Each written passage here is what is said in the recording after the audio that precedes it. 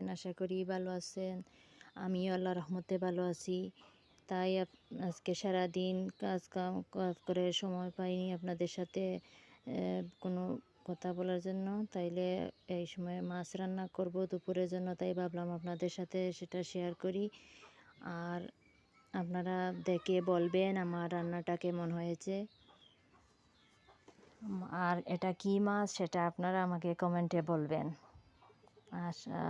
আসলে বন্ধুরা, আমাদের জীবনের একটি গল্প লিখতে গেলাম আর দুঃখটুকু লিখে ফেলেছি। যখন সুখটুকু লিখব তখন কিন্তু কলমের কালিটা শেষ হয়ে গেল।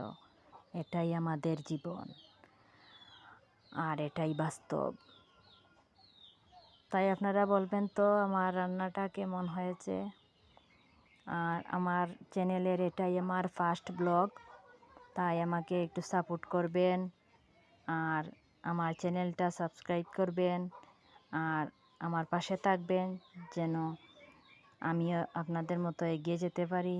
আর আমার ব্লগে যদি কোনো ভুল ত্রুটি হয়ে থাকে তাহলে আপনারা ক্ষমা দৃষ্টিতে দেখবেন আর আমার পাশে থাকবেন যেন আমি আরও ব্লগ নিয়ে আপনাদের সামনে আসতে পারি আর আপনাদের সাথে শেয়ার করতে পারি।